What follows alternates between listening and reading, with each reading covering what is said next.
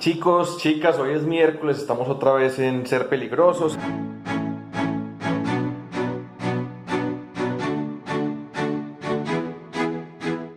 Aquí estoy yo de rojo con el personaje de muchas clases, esta tiara también roja que es hecha de gusanos de seda y es mi forma de ponerme una corbata y de ponerme en forma, en personaje, como diría Juan Pablo, cuando voy a tener algo importante que para mí es muy, muy valioso los miércoles, el intercambio con ustedes. La matriz o teorema de Ser Peligrosos en una primera columna es placer, rigor y poder.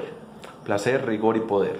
En una segunda columna estarían los módulos, las raíces, el trabajo en equipo, los manifiestos, el rigor, el poder económico, el poder político y el poder ciudadano. Ya estamos en el módulo de poder político y nos va surgiendo en una última columna de este teorema de Ser Peligrosos unas habilidades y conocimiento. 1. Hacer parte de una tradición intelectual, cultural, artística, de un oficio o de un movimiento social. Eso es el asunto con las estrellas. Formar, vincularse, mantener y mantenerse en un equipo. Ese es el asunto con los 7 roles. 3. Hacer y leer estratégicamente mapas y redes. ¿Quiénes faltan por mapas y redes? ¿Quiénes no han aprendido a leer o a hacer un mapa o una red de manera estratégica? 4. Poder querer los datos, contar, leer y desarrollar indicadores. Estos son métricas, mediciones y perderle el miedo a los números. Poder planear a partir de un documento, a partir de un texto, generar un archivo, una memoria a partir de estos documentos, de su propia obra. Esto es la médula de su obra a partir de un texto. Pues entonces rigor, digamos, con mejorar un poquito la redacción, es algo que yo he querido aportar. Generar un cambio público, número 6, pequeño, mediano, temporal o definitivo. Un cambio público puede ser cambiarle la función a un parque o a un espacio, empezar a habitarlo, reclamarlo, pero también puede ser cambiar un hábito de pensamiento o hacer que la alcaldía, que la Alpujarra nos firme un cheque para mejorar una condición en un barrio, en una comuna, en un municipio. ¿Cómo se sienten con esas 6 cosas? Me gustaría escucharlos. Quiero recordarles que en una clase hablamos de rúbricas. Una rúbrica es una evaluación para poder comunicar expectativas de calidad. Es decir, es la meta como tal, lo que uno se propone. Entonces uno dice, quiero tener una página con un solo error, o quiero en este mes no comer nunca pan, 0% pan o 0 pan. Eso es una rúbrica de una expectativa de calidad, ¿cierto? Lo que se espera que suceda. Es una palabra interesante porque una métrica es una medición que se puede repetir, un indicador es una métrica que indica algo con claridad. Puede ser que la métrica, ¿cierto? Como esa medida, sin una teoría o sin un comparativo, no se sepa muy bien qué indica, no se sepa muy bien hacia dónde lleva. Como que uno dice, veo que este paciente tiene 40 de fiebre, pero si no hay una teoría, si no se puede comparar con otros pacientes, pues uno no sabe que eso es grave, digamos, eso es alto o eso es bajito comparado con qué. Ahí cuando uno ya lo puede comparar y cuando ya tiene como una teoría detrás, se vuelve un indicador. Pero cuando hablamos de la calidad, hablamos de la calidad de una persona, de una organización, de una institución, de un proceso, de una relación. Entonces jugábamos un poco en esa clase donde yo dije lo de rúbricas y lo de indicadores y perderle el miedo a los números, a decir que para alguien lo más importante era su relación. ¿Y por qué no va a ser una prioridad? Yo creo que no puede ser lo único en la vida, ojalá tener más relaciones, pero sí puede ser lo más importante en la vida. ¿Quién dice que no? Eso está en la filosofía de Morada. ¿Qué pasa entonces si uno le pone una rúbrica a una relación? Muchos de ustedes me dijeron que era inconcebible porque le quitaba la espontaneidad o era poco romántico. La verdad yo no lo he hecho, es más un juego o un chiste, una idea real, pero igual acepto el debate y les digo que uno todo el tiempo está evaluando la calidad de una relación. Todo lo hacemos así, no utilicemos Excel o no utilicemos lápiz, estamos ahí en la jugada porque eso es algo que estamos viviendo importante. Es decir, hechos son amores. Una persona nos puede decir que nos ama mucho, pero si en un mes no tuvo tiempo para vernos, ahí tenemos una rúbrica, una expectativa que no se cumplió. Entonces estamos mirando las alertas, ¿cierto?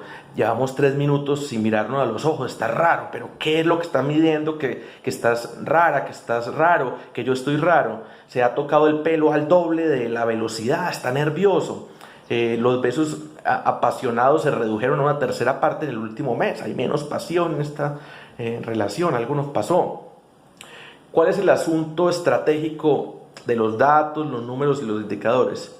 Pues que hay cosas que a simple vista no se pueden ver, entonces por eso acumulamos, guardamos, anotamos, hacemos la bitácora como el antropólogo. Y bueno, ¿cómo podríamos aplicar esto mismo en una alcaldía, ¿cierto? En una relación nos dicen número de besos, número de horas de calidad. De pronto cuando ustedes están haciendo el índice de la relación, que está compuesto por varios indicadores, la gran medición, ustedes le van a dar un valor pequeñito a decir yo también. Yo también cuando yo digo te amo, la otra persona dice yo también, uno anota cuántas veces me dijo. Pero cuando dice te amo de manera espontánea le dan un poco más, pero seguramente, digamos, ese tiempo de calidad con todos los sentidos ahí, esa persona que nos cuidó cuando estaba enfermo, que trajo una gran historia apasionada, que nos contó un sueño, de repente eso tiene un indicador más alto. Entonces, ¿cómo nos damos cuenta cuando un alcalde nos está engañando? ¿Cómo hechos son amores? ¿Cómo hay que hacer mediciones objetivas? ¿Cómo medimos el nivel de corrupción de un gobierno? Si estamos empeorando, mejorando. También es importante ser capaces de medirnos nosotros mismos. En una página cuántos errores ortográficos tenemos hoy, cuánto tenemos en un mes, en un minuto de una canción o de un ensayo, cuántas veces desafinamos, cuántos libros o páginas leo en un año. ¿Cuánto es lo mínimo que puedo gastar llegando a la estación del metro metiendo un pique? ¿A ustedes les gustaría, qué les gustaría medir de sí mismos? ¿Les gustaría medirse a sí mismos? Bueno, aquí va el primer reto. ¿Cuántos pasos mide su casa? ¿Cuántos pasos mide su casa? ¿En cuántos pasos la recorre? Entonces, ¿qué técnica vamos a usar? Vamos a usar la línea más larga que pueda haber en la casa. No la vamos a mirar alrededor ni por dentro, sino la línea más larga y con pasos normales que podemos dar. Bueno, estamos dándole paso al poder político, al módulo de poder político, y vamos a empezar con ciudad. Aquí tengo un personaje que me acompaña hoy, un regalo de Ingrid Bolívar hecho en México, que es un Pegaso. Yo no soy de unicornio, yo soy de Pegaso. Vamos a que no ocupe tampoco mucho la pantalla, pero vamos a darle un lugar en nuestra charla de hoy.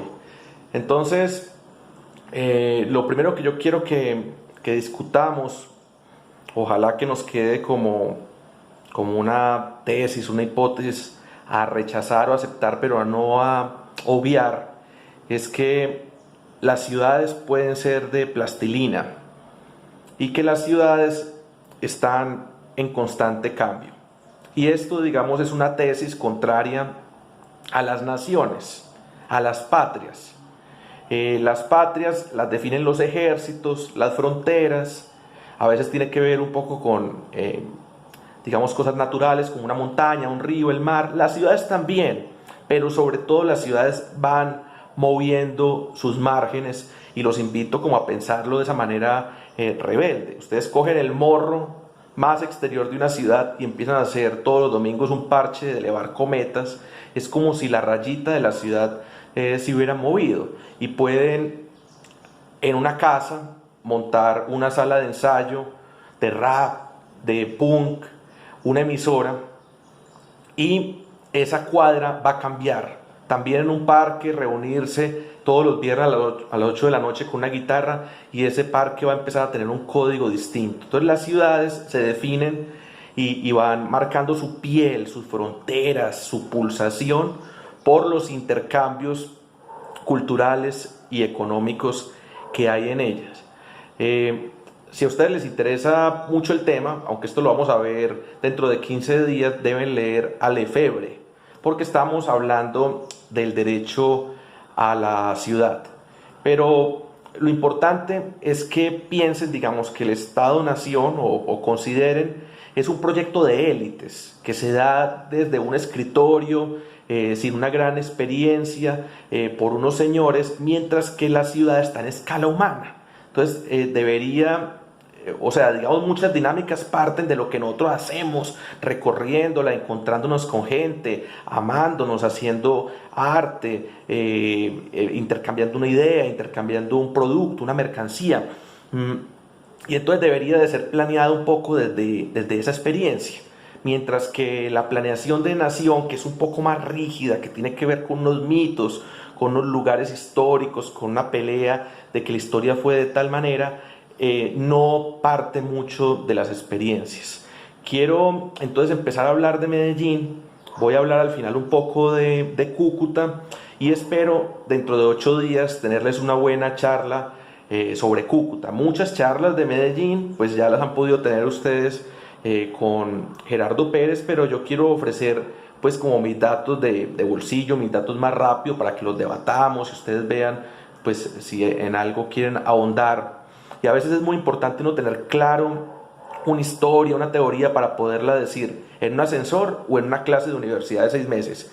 Medellín fue ocupada primero por mineros, era un lugar de paso a Santa Fe de Antioquia, en una bonanza del oro. Hay que preguntarnos qué nos queda de eso, de la cultura minera, que es una cultura de un comercio muy agresivo y de un consumismo muy alto y como nada hacia futuro, y muy masculina también, porque los mineros finalmente viajaban sin las familias, sin la pareja, entonces se volvían, digamos, asentamientos de hombres muy fregados que terminaban, digamos, incentivando o creando unas redes de prostitución muy agresivas. Medellín tuvo mucho contrabando en la primera parte de la historia republicana de Colombia porque tuvo una tensión muy fuerte con Bogotá de no pagarle impuestos, y yo diría que Medellín fue muy abandonada por ese gobierno nacional y centralista hasta los años 50.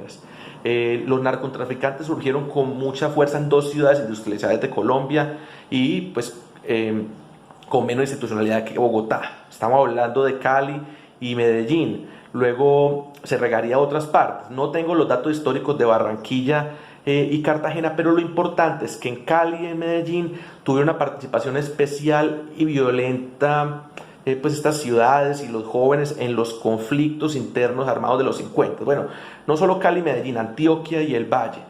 En esta violencia de los 50, que todavía estaba como catalizada por los partidos liberal y conservador, habían unas bandas, unas bandolas, se acuñó mucho el término de bandoleros. Si quieren seguir revisando esto, miren a Gonzalo Guillén. Esto entonces no fue para nada fuerte en la costa, y yo creo que los partidos no supieron absorber, resocializar a esta gente, digamos, que participó en la violencia y se volvió experto en la violencia, y hay una tradición que queda ahí que ayuda, digamos, a fundar luego lo que eran las bandas del narcotráfico y bandas, digamos, del narcotráfico, porque me parece muy importante para llegar ya a la historia de Pablo Escobar, que Pablo Escobar, antes de que tuviera el negocio del narcotráfico, era atracador, y eso se quedó como en él, porque él, digamos, los primeros que estaban exportando cocaína a Estados Unidos eran otro tipo de personas, otro tipo de red, de grupo, todavía no se hablaba de cartel, que venían del contrabando, y Pablo Escobar se tomó eso a las malas. Entonces primero volvió el negocio muy violento y constantemente violento, porque no era común y no es lógico que la gente compita de manera tan violenta, pero él antes de eso estaba siendo atracador. Entonces hay una cosa, ¿cierto? Obviamente los ingresos y la fortuna de Pablo Escobar viene de la cocaína, pero su negocio principal es la violencia, y fue casi que el único narcotraficante que le ha declarado una guerra terrorista al Estado. Pero para llegar un poco al presente, miremos los edificios de Medellín. la Catedral, el Palacio de la Cultura, el Cortejer, el Edificio del Café, el Edificio Inteligente y Bancolombia. Entonces, digamos, Palacio de la Cultura, donde hoy funciona Patrimonio y Cultura, eso tenía que ver con títulos nobiliarios, tenía que ver con gente que trabajaba en la colonia. Luego, pues la colonia española, ¿no? La península. Luego podemos ver el poder que sigue teniendo la iglesia. El Coltejer tiene que ver con que la primera bonanza de Medellín fueron los textiles. El edificio del café, pues como su nombre lo indica, el edificio inteligente es electricidad, ¿cierto? Es EPM. Y Bancolombia, pues que es un edificio que ha roto, digamos, con el paisaje de Medellín, el edificio más pesado, pues de una manera potencial más contaminador, pues porque es una piedra que refleja mucho calor, y esto pues nos lleva a lo loco que es esa riqueza que surge de los bancos, de la bolsa, y no podemos pues dejar de bueno, ¿qué le preguntarían ustedes a estos edificios? Me parece importante. Y llegar rápidamente a la ciudad amada. La tradición del teatro en Medellín, con sus 17 teatros y medio independiente, es la más valiosa de Colombia. Y desde Medellín es desde donde más se hace música en Colombia, la más espantosa, pero también la más gloriosa. Pon Medallo, Metal Medallo, y sigo pensando que hoy se están haciendo cosas muy maravillosas. Es pues así, cambiamos de personaje, cambiamos al Pegaso, como para uno empezar a entender un gobierno, el poder político en la ciudad, el poder gubernamental, lo que está en juego, qué poder tiene la alcaldía y qué otros poderes políticos ejercen otros. Hay que entender las características de una ciudad como Cúcuta, donde pues uno mira que es una potencia muy importante, una posibilidad, una riqueza cultural, ser frontera. Cúcuta, a diferencia de Medellín, que yo diría que estuvo muy aislada hasta finales de los 90s, ha estado integrada, se ha estado relacionando con otras regiones de Colombia, pero además con toda la riqueza cultural de Venezuela. Lo que es interesante ahorita en Cúcuta, con una ciudad que es como si se regenerara, ¿cierto? Tiene una historia antigua, pero es como si la historia se hubiera reseteado. Con Medellín también pasa eso, y entonces en ese reseteo histórico, Cúcuta es una ciudad joven y empieza a tener su propia cultura, su propia gastronomía distinta a la venezolana. Entonces usa muy bien, digamos, ese baile con ese otro país, con hermanarnos con otro país. Tiene su propia arquitectura distinta a la de Medellín, que es una arquitectura de malecón, donde los árboles han jugado otro lugar, cada casa tiene su árbol. Y bueno, los compañeros y las compañeras de Cúcuta, de Frontera Morada, me corregirán felizmente, pero es importante, yo creo, la plástica en Cúcuta. Y la plástica, digamos, por eso ha sido muy exitosa las bienales. Hay unos pintores maravillosos, pero también esto está empezando a ser muy fuerte en los murales, en el graffiti. Y bueno, también no podemos negar la parte difícil. Cúcuta, creo que al nivel de Medellín, o comparemos un poco las regiones, ¿cierto? El tema del norte de Santander y Antioquia han tenido una afectación con el conflicto armado similar, con el narcotráfico también. Es lógico el tema del contrabando, y el tema además del contrabando de gasolina, que no es algo que conocemos tanto acá. Pero yo diría, me atrevería, ahorita no dije, digamos, qué opinaba del gobierno municipal. Yo creo que el gobierno anterior fue horrible, pero también Medellín para mí tuvo un fenómeno histórico, lo ha tenido varias veces, de recuperar, digamos, el gobierno municipal, y ha tenido gobiernos municipales aceptables. Esa discusión la podemos dar y les puedo explicar pues qué veo yo ahí, qué posibilidades tenía cada alcaldía. Y esto nos va llevando a que en Cúcuta, digamos, apenas hoy se puede ver como la posibilidad de un gobierno decente, porque ha sido muy común el mal gobierno en Cúcuta. Eso fue lo que yo he alcanzado a leer. Y bueno, vamos a empezar entonces con este reto. Vamos a estar jugando hasta mediados de junio a hacer nuestra propia ciudad. Es un jueguito, vamos a hacerlo primero digital, ya a mediados de junio seguro lo haremos también físicamente. Vamos a ver qué formatos encontramos. Es muy importante entonces que vamos a ir al ritmo de ustedes, lo que ustedes necesiten, para que no se aburran, vamos más rápido, para que no se confundan, vamos más lento. Pensar en el nombre de la ciudad, coger un mapa, puede ser el de Cúcuta o el de Medellín, y jugarle un poco a la imaginación. Si queremos que haya un gran bosque en la mitad, un nevado, un mar, unas cuevas, pero solo les voy a pedir una condición, es que solo voy a tomar en cuenta como director de rol, ¿cierto? Como los acontecimientos, como si estuviéramos haciendo un libreto de teatro, pero donde se toman decisiones y todo va estando como codificado como en un juego de videojuegos, de Xbox, de PlayStation, de computador, donde cada cosa vale y tiene un peso y hay unos límites, pero entonces solo voy a tomar en cuenta las ciudades que sean avaladas por 7 personas de acá, de editores. Y hoy voy a poner un reto muy sencillo, un par de retos sencillos, creo yo.